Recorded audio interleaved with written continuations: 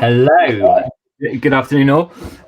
This is just a quick Q&A for everyone here on Independence Day to talk about insurance. Insurance has become a bit more of a hot topic than in a normal year with COVID and the impact it's had. So I'm here with Hannah, who from Tysers and Glen. Glen, do you want to just do an intro, and then Hannah, you do the same?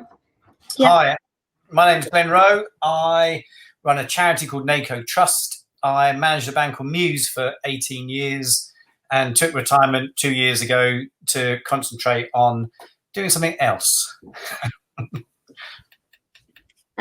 Okay, so we were just going to kick the panel off with discussing something that's quite topical at the moment within insurance, and I presume probably a lot of the people on the call, but this is the FCA test case that is going through the courts at the moment. So one of the reasons why I wanted to address this to start off with is because I think there's a lot of discrepancies with these sorts of claims as to why this process is actually happening. So the reason for that is that a lot of the claims that are being made are under business interruption, because rightly so, people's businesses have been interrupted. They're not making the money that they were. They're not allowed to go into their premises because the government has put us all into lockdown.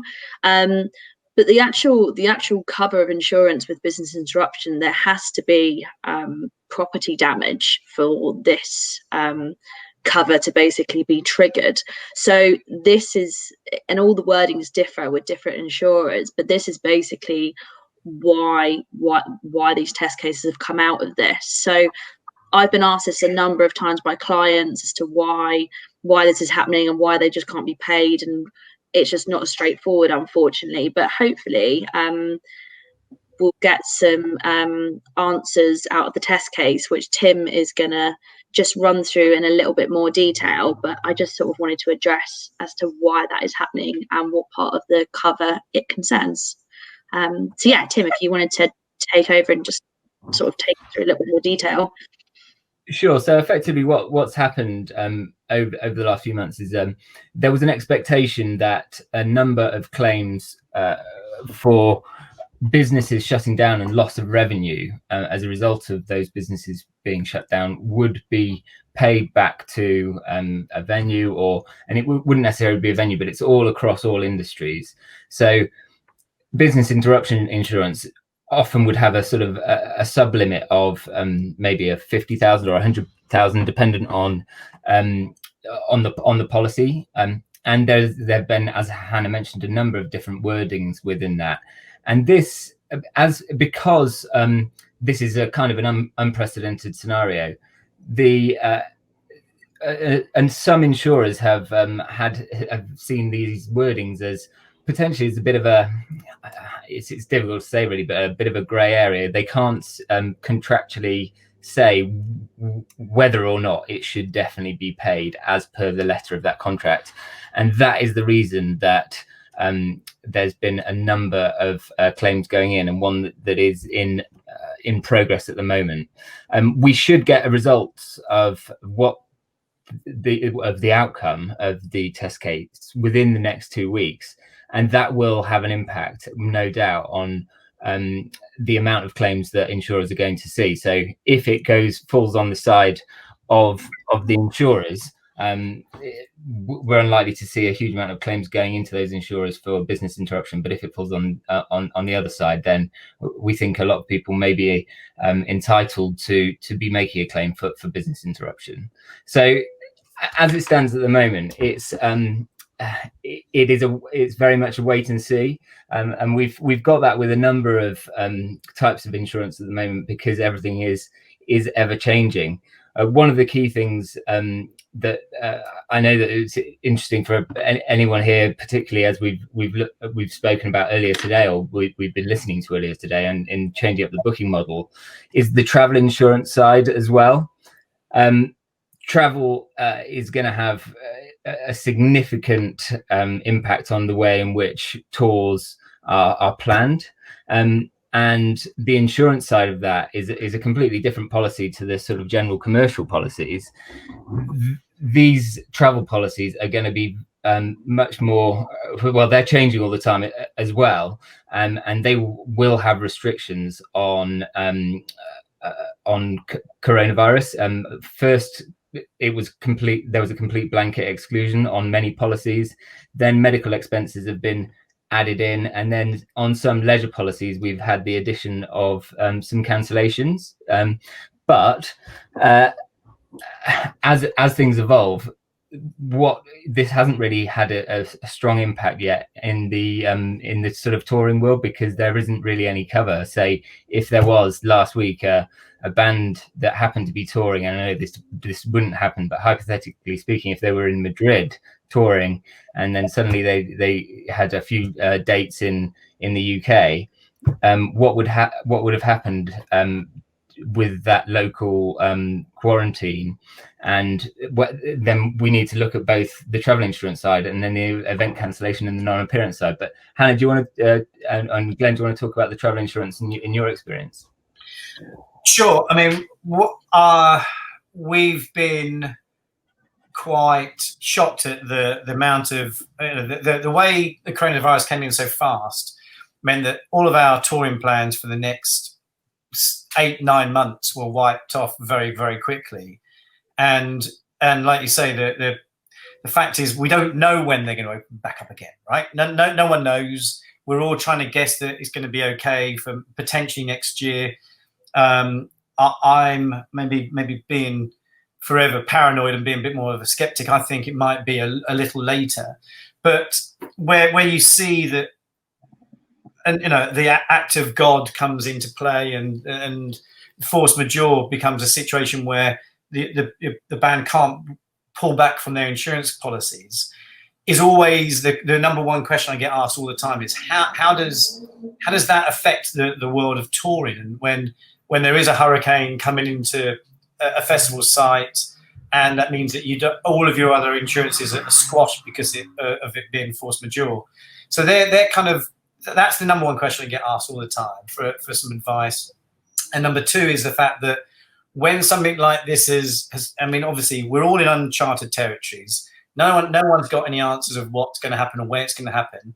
And there needs to be, just exactly what's going on right now with the FCAs. We need to challenge the fact that this isn't going to go away next week. It might not go away next year. It might be a 5-year, 10-year process. So the whole industry has to be reimagined and dealt with this in its procedure. So you've now got a worldwide pandemic and the active force majeure that's always going to be the difficulty thing. So how will younger developing bands in the ecosystem be able to afford insurances to actually go outside of the UK? Just to sort of answer your question in regards to the travel. So this is something I've actually been advising quite a few clients on at the moment, because prior to Spain at the weekend, but prior to that, restrictions are being lifted, you could travel places, and I think people were thinking, great, we can maybe start planning some things. So, and this is just something that you might be able to use, but insurers basically, they base their policies on the government advice, which is where this discrepancy came when the government said, right, essential travel only to all of these different countries. That's when insurers said, well, we're not going to provide any cover because they're advising on essential travel only. So what I've been doing myself, and I've been advising, is a really useful government website, the FCO website. I'm sure I can put the link in the chat afterwards. But if I've had any inquiries like non-appearance or travel, I've been setting up alerts. So, for example, I had an artist the other day that was due to be performing, and I got the alert before their manager and emailed them and just said, do you know this is happening in Barcelona? And then straight away, everyone was in the loop. So because things are going to be changing so quickly, that is the thing that insurers are going to base their cover on for the travel, not anything else, just the travel. So that's a really useful thing to keep up to date with. But again, what I've been saying to a lot of clients is this is honestly changing for us as insurance brokers on a weekly, if not daily basis. So it's just up to you guys to tell us what you're thinking and where you're thinking of going, and we can advise you accordingly. But like I said, with those alerts, at least if I know somebody's thinking about traveling to a country, I can update them as soon as possible. So yeah, that's just in regards to the travel.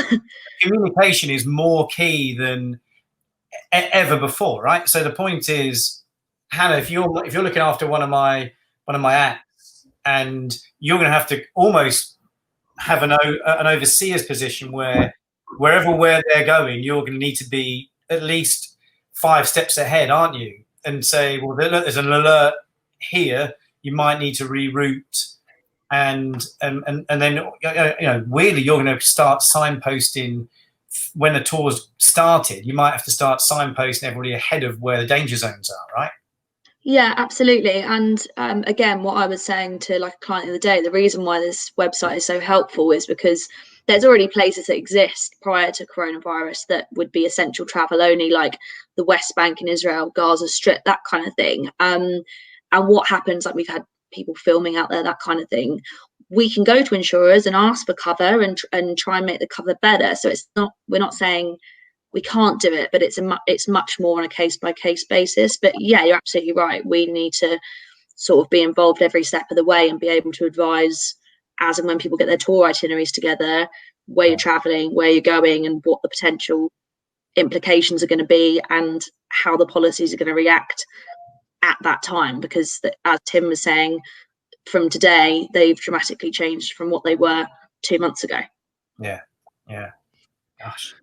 And I think that kind of leads on to the other slightly more difficult issue in a sense of a very commonly bought policy in the contingency market of event cancellation and non-appearance insurance, because travel restrictions are going to have an impact on whether an event will go ahead, and promoters, venues, artists are all going to be planning to get there and putting down financial commitments to go to a different country, or to go, even if it's within the UK, to go to a different venue.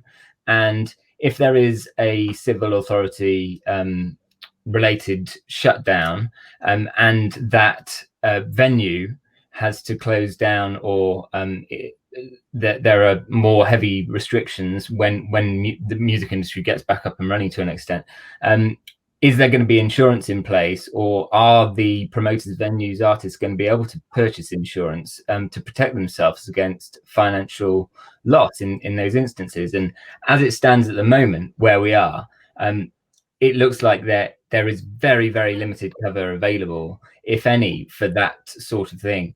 And we've got to look and work looking at the previous sessions about how the booking models are going to change, so that there can be some sort of insurance protection for all these contracting parties, so that they're not going to lose out, and that they are going to be able to continue to employ their staff and have some sort of a backstop there.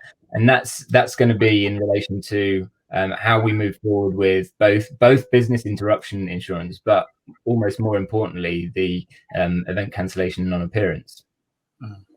Yeah. There's also the reputational damage, isn't there? Which I guess in past there are certain high offenders of artists, I won't name names, but who are renowned for cancelling gigs because it didn't suit them to do those shows, or he or she couldn't be asked. And when you've got this thing now of the reputational damage of bands coming on late and people not able to get home and all those things, but now you've got this situation where is it going to be worldwidely understood that there's a reason why this band and artists haven't been able to play is because there's a shutdown? And and how much damage does that do to the artist long term? Or is it, or are we all in agreement that it's open, everyone's forgiven because it's just part of the new normal?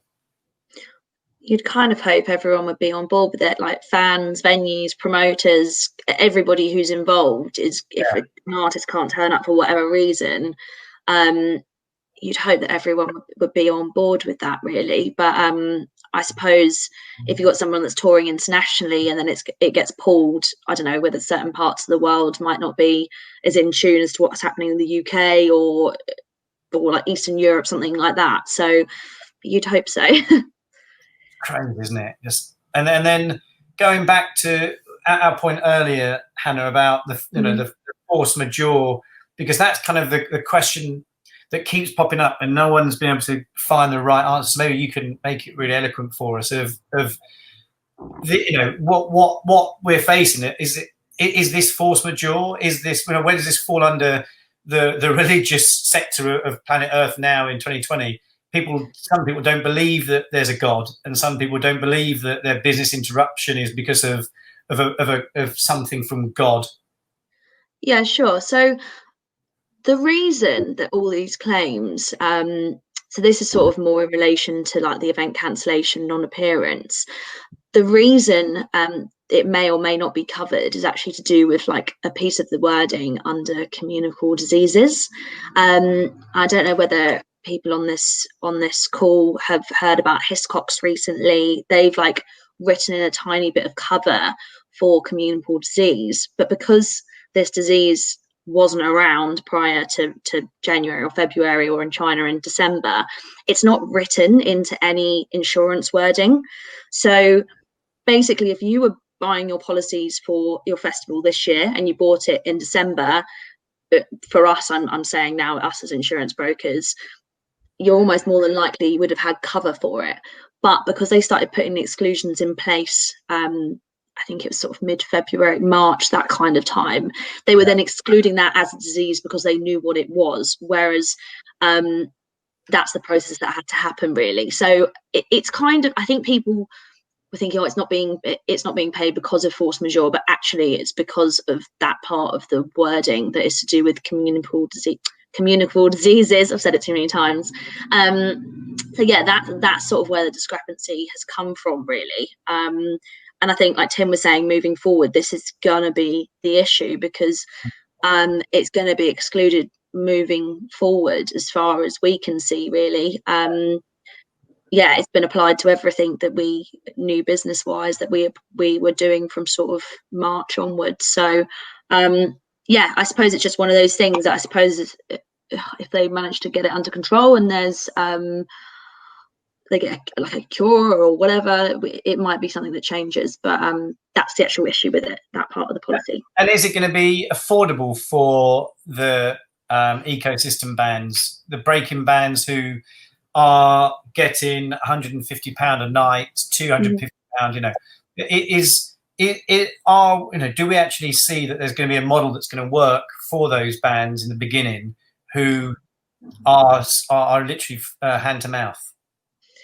So we at Tysers, we've always had like an emerging talent like rating, if you like. So who knows what that will look like, but hopefully we can still support that. But I think in terms of ensuring the shows from like a non-appearance position, I personally think moving forward, hopefully with venues, it's going to be the smaller capacity venues that are going to be able to get open first, and they're sort of going to be the leaders in how to go about holding a socially distanced gig. And then it's going to potentially and hopefully give the smaller artists an opportunity to still do those shows, and hopefully they'll be the ones out on the road first as opposed to your arena. So that's kind of, but yeah, in terms of actual cost, if it's just changing all the time at the moment, it'd be, again, very much case by case. I think a lot of it is going to be on where are you going and what is your route, because we always ask those questions anyway when people are asking us to insure tours. But I think moving forward, it's going to be, we're going to need it sort of watertight. We're going to need to know exactly where you're going, what days, who's going with you. Whereas before it would just sort of be these dates we're here. It wouldn't be as in depth. So it's just something that potentially managers and tour managers are going to have to be really on top of, and speaking to venues if they've got an act that's there on the night before, make sure they're all loaded out and they're loading in at the right times. I don't think there's going to be any movement sort of around that, really, because it'll be so strict. Yeah. So, yeah. I think I'd add to that. I think there will be the sort of smaller artists, but there will be the mid-size and largest hopefully all starting at a sort of similar time and getting back together and getting back on the road. But what we know will happen is it's going to happen slowly. It's not going to come all at once.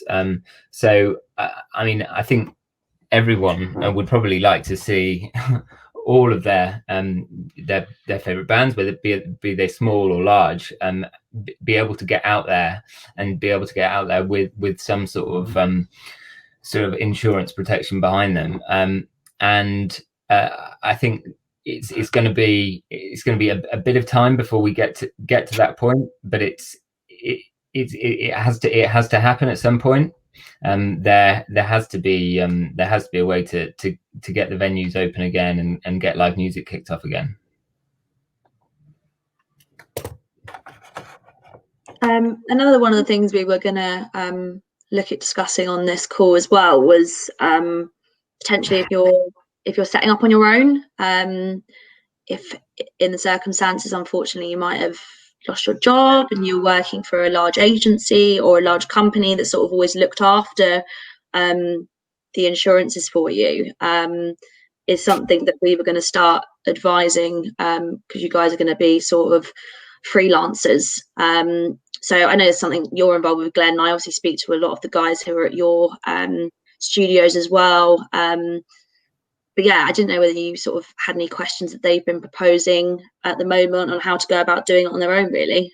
Well, there's been a load of people phoning me just to try and see how they can keep themselves going. You know, I think part of the problem for me of the last since March has been the emotional drive of really old friends who've been doing this for a long time, who are doing anything they can because they haven't got the financial support. Everything, you know, the floor did drop beneath them, and they're all trying to learn new skills really quickly. And those, I'm seeing lots of people who are doing, you know, driving vans for Argos, or they're trying to get jobs where they never thought they'd ever need to do that, and they're now wondering where their skills, the transferable skills that are in the market of doing a live show, and how are the live streaming gigs not being propelled more, and why isn't that becoming the new norm much quicker? So I'm trying to field a few conversations with different people about how can we support independent venues, and, you know, are there ways of getting artists to do these live stream shows that even if it doesn't propel money, it propels some kind of sense of worth and some sort of sense of well-being for people who have lost their way in the industry. Yeah, absolutely. I think sort of adding to that, on a positive note, is a lot of people in this industry are just really inventive, and have come up with some amazing new things. Like, we've had loads of queries saying, well, we normally do this, but we're going to look at doing pop-up cinemas in the meantime, because it all sort of still fits into the skill set of being able to put on some sort of live event, whether it be in front of a crowd of 5,000 people or people on a laptop watching. But yeah, I think it's an interesting one, as to how do we support these people moving forward. And I suppose it's the income, really, from an insurance perspective, whether we're able to do that and whether insurers are going to be able to do that. I don't know whether you've got anything else to say on that, Tim. Yeah, I think it's going to be about timing, isn't it? Because the government and the Arts Council funding and the support and the grants that are coming in are all really good news to keep things going, to keep people okay for the time being, but they're not going to last forever, and who knows how quickly the live music and events will get back up and running again. But absolutely doing different things, whether I don't know whether culturally in different continents, live streaming's taken off a lot quicker than, say, in the UK, and and in some areas it's much easier to monetize it than in other areas. And so it's all going to be about adaptability and finding a different model to be able to get revenue in for people at all levels within the industry. And as Hannah mentioned, we've been sort of trying to be able to support in those areas, whether it be drive-in cinemas or streaming for transmission failure insurance. All of those elements are going to be important to be insured, and it's just a case of which way the industry and the individuals within this industry are going to go as the next few weeks and months pan out, because we know that yesterday there was some good news, certainly for the film and TV industry, with a 500 million fund to effectively provide an insurance solution for coronavirus. But that isn't going to be something that is easily replicated for the music industry, purely because it's a completely different model. Live music has live audiences, whereas film and TV production doesn't tend to. It is more behind closed doors, so it's going to probably take a bit more time for those sorts of things to get back and running. And getting those things back up and running, the critical thing is for live music and live events and theatres is going to be around the safety of the individuals and protecting the future and making sure that there isn't or trying to mitigate the risks of any further spreads of the virus. And I think insurance we're hoping that insurance is going to quickly follow those trends of the industry. Yeah, absolutely. Glenn, I was going to ask you, what do you think the sort of main issue facing independent venues is going to be sort of over the next 6 to 9 months? My biggest worry is, at the moment, the solution is for bigger bands to go and do these live stream performances, and I think a lot of them have been very greedy and tried to charge a maximum ticket price when it's not deserved. So I'm seeing the problems I'm seeing sat here is people are trying to really sort of make hay while the sun's shining, but forgetting the fact that when you go to a concert, it's not just the main band you see. What about the support bands? Where is, if we're not, every live stream I've watched, there's never been any mention of any other band, right? Which is great, but all you're doing is preaching to the converted. And then, as we've seen, that we're going to get fatigue and it's going to stop. But where are the new bands coming through? How are we going to get, how many times have you seen a band or an artist and the support band blew you away and you've become a fan of them? And that's how this industry is working. But at the moment, we've got this real linear approach of, I'm going to go and see this band or this act or this artist. But there's no support to the ecosystem, which is where the independent venues are suffering, because that's the currency they trade in. They trade in emerging talent, and if emerging talent aren't having a space to perform and to grow into those bigger bands, how are they going to do it? Because small venues can't run at 20% capacity, which is probably what they're going to be allowed to use. So the biggest problem for me right now is long. I've had this bit of a saddo. I have an obsession with Reading and Leeds Festival, and I've always worried for the last 10 years who's going to headline Reading and Leeds, who has as a new act. But then I think, God, it's even my nightmares come to real life now. In not even just Reading Festival, who's going to headline Reading Hexagon, for God's sake? I don't live in Reading, by the way. But my point is, where are the new support, and where is the focus on what we're here to talk about today, which is Independent Venue Week? And the point is, all of those young people who love and trying to find the new bands, but where are they going to get their time in the spotlight if little venues aren't able to run? And it's terrifying for me, because otherwise we're just going to be dealt with homogenized bullshit pop music that's been created in a factory, put on TV, and that's what kids go. But counterculture is what's made Great Britain the most amazing country on the planet, because we've been really great in this little island of making amazing music.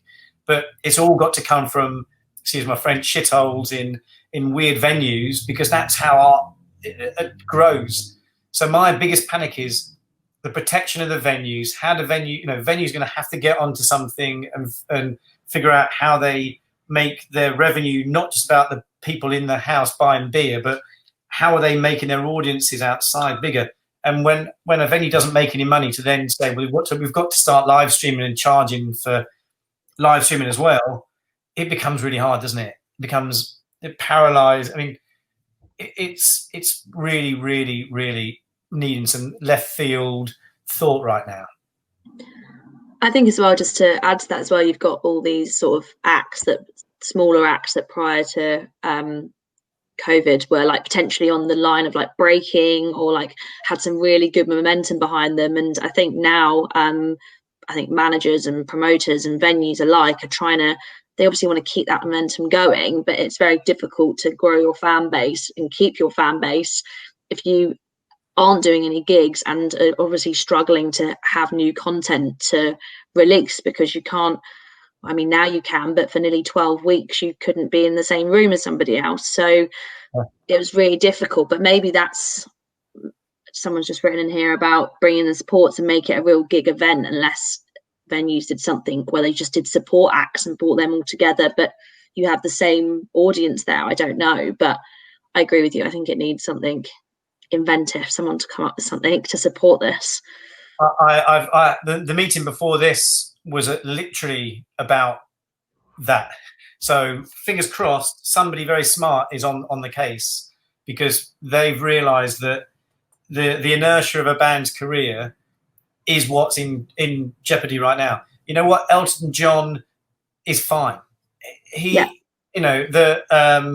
Bon Jovi, they're fine. It's all of the new artists who are coming through who are finding it hard to reach new audiences, because there isn't that platform for them. So I think small how we can help small venues, and how and managers and record labels to think outside the box is more important now than because radio's at maximum capacity, right?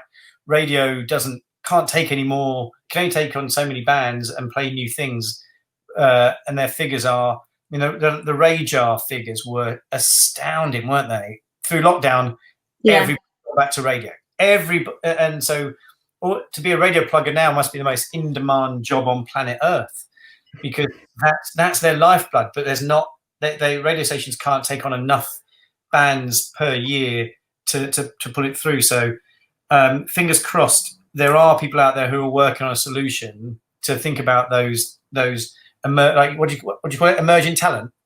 Yeah. Emerging talent. That's because when we talk about who are the next Foo Fighters, well, there's a load of them, potentials, but how are they going to get there?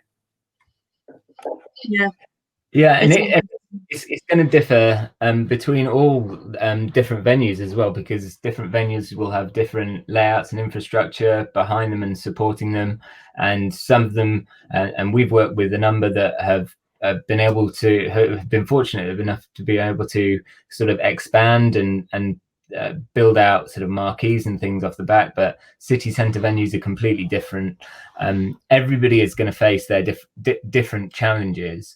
All of them are going to need to sort of work out a way to do it, and to be innovative, to get those bands gigging again, and so that the fans can get out there as well. So we're just hopeful that it will be sooner rather than later, and as safe as possible, so that we as just one small part of the music industry can provide some sort of a solution to support it. I just thought of a weird question for you both. Yeah. You're talking about insurances for all of the artists performing. is there going to be an insurance cover for attendees? What do you mean? As in, the band's show is going ahead that night, but if someone in the crowd, someone can almost pinpoint, so say they had the coronavirus test the morning of the show and they were clear, and then 2 days later they have caught, they then caught the coronavirus, and they are, whatever job they do, if they're an accountant, are we going to be starting to see a situation where people are worried about their own job security by going into large rooms of other bodies where, this trace and track element is I'm not sure if it's going to work, but the point is, are you going to start seeing people wanting to take out their own insurance to go to those kind of mass people events? I don't know whether that would be some sort of, the thing is, without boring people to death about the technicalities of insurance, they would either be looking at insuring their the cost of the ticket, to say they couldn't go or they had to leave, whether they wanted to make a claim for that, which I'd have to probably come back to you on. The other thing is, if they then wanted to, because there has to be a loss for it to be insurable, right? So the other scenario I can think of is if they then go to a gig, that 2 days later they take the test and they've got coronavirus, and then say they've got a job where they're a key worker and they can't work for 14 days, and that then implements their income. I don't know. It's something we'd have to look into, I think. It might well be something that we start getting queries with. I personally think that the people who are vulnerable are just they will stay at home. I think the younger generation will probably embrace it. But then, like you said, you've got that implication of, if they've got it and they can't work because of it and they lose 2 weeks or whatever it is, that's going to be catastrophic for some people. Yeah, I mean, look, I've actually scared myself even more now, because I'm now thinking about America is such a litigious society. Imagine if people then start going to a small gig and they somehow get infected at that concert, and then would they then be wanting to aim their or they want to sue the band for performing? You hear of dreadful stories, and God forbid, those awful things like the band The Great White, who had a fire, and then it because so many people died at that concert, but they were even suing Coca-Cola and Budweiser, because they were selling drinks at the venue where the fire happened. And you start thinking, wait a minute, what happens if someone can evidence that on the morning of that show I was clear, I felt really sick the next day, I got checked, and then look, I'm going to sue the promoter, the band, the venue for giving me the virus? Are we going to start needing bloody certificates at the door where they say that they're clear? I don't know. I just don't, it's terrifying. Well, I'm really hoping that sort of thing won't be the case, and we'll be able to understand and kind of be ahead of the game on things, and gigs won't take place if these sorts of things are of a very high risk. So we're hoping that those sorts of inquiries aren't going to be coming across, because the liability is it shouldn't be there, we would hope. But we'd want to just see if anyone who's listening has got any questions, if they want to put them in the comments box. We welcome any questions on insurance from you all.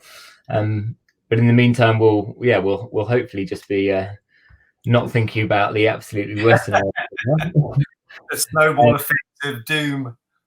Yes, no, you can get yourself into that kind of conversation of or what happens if, and then you drag yourself into the real worst case. But to your point, really, I think from a liability perspective, there's been nothing that we've seen at this point, particularly from a venue perspective, where anything's been really specific on the contracting of the virus to a significant extent at all. And I think it's down to, there's been a kind of a common consensus, which is good for insurance and common sense, I guess, that this is so sort of unprecedented, and nobody really wants this at all. So it's not something that we'd like to insure, really, or have the risk of claims against venues or promoters or bands, because that would be a scary time if it came to that. I think luckily it would be very difficult to prove it, and for those kind of claims you've got to prove negligence as well. So I think as well, I hope if it comes to that, the government would have released some kind of basically advice on how to open venues, and then from an insurance perspective, as long as you're adhering to all of that, then claims would still be protected. Is kind of how I see it. But I think, again, this is one of these questions that it just changes all the time, and until they release something on that, sort of like health and safety advice like you would have for your normal venue insurance for your employees, that kind of thing, it's just going to be a new section of that handbook, essentially, on how to socially distance gigs at your venue depending on capacity. I think you just cured my paranoia of you've got to prove it, haven't you? Prove you bought the virus. And if they say, well, like, luckily I filmed myself, God, we just need to find some sensible solutions. And I think, like you said at the very beginning, Hannah, I think what you and Tim's new outlook is being so involved in the touring aspects, whereas before we would have sent you, this is the routine. We're going to send the bands by private jet, the crew on buses. This is what we're doing, and you would have an overseeing, and you wouldn't probably look at it again until the end and say, "Oh, anything to report? No, everything was good," and then you would close the chapter. Whereas this, I think it's going to take a lot more manpower from all insurance companies to be really on the ball and having daily conversations, isn't it? I think it's be better. I think it'll make the industry better, having better communication. I think so as well. It should be, it'll be interesting, but I think so as well. We'll just have to be more involved and know where people are going or where they're planning on going, and if they're having any little detours on days off where they intend on going. So it should be interesting. And it'll be the same with helping the venues themselves on guidance that they're given, and making sure that everything is done in the way that it should be done. That's going to be important for us as brokers to be able to provide advice where it's appropriate, to be able to say what they can and can't do, and at what point. Because as we know, if there is, for example, a civil authority shut down in an area and a venue decides to ignore it, that's almost certainly going to be not insured for many of the perils within a policy, if they choose to go ahead with it, if that is what's written within the wording. So it's going to be on us as brokers to not just work with the bands, but venues and everyone else in the chain, I think. Okay. Well, I hope this has been insightful for everybody. And I think it's that classic thing of, I'm sure people have got a million questions for both of you. And, by you, let's be honest, Tysers are the leaders of the live events industry insurance policies. And it's that thing of making sure, from now on, I'm just saying everyone to you, Hannah. Tim, you can pick it up, but poor Hannah's going to get... People are always asking me questions about, and I keep saying that right now it's not safe to put on any shows at the moment. So until we get some clear directions, and it's we've got to see, especially with this threatened second wave that came out in the newspapers this morning. I woke up to loads of texts from people saying, "What does this mean?" And none of us have got a crystal ball, have we?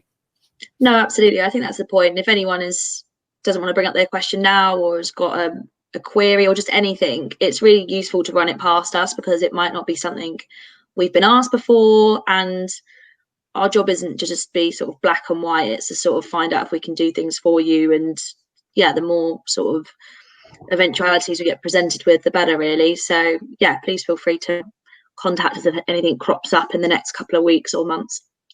Absolutely, it's important to do that, and as we've said, communication is the most important thing. We've fortunately, a lot of our clients have had lots of claims paid with the coronavirus on non-appearance. So it's certainly been positive for our clients on the wordings that we put them on, and we hope that we'll be able to get some solutions for everybody as we go into the next few weeks and months. But, we're just going to wrap up now. So just like to thank you for listening. Thanks, Glenn, Hannah, and we will look forward to hearing from you if you've got any questions for us. Cool. Thanks, guys. Cool. Bye. Bye. Thanks.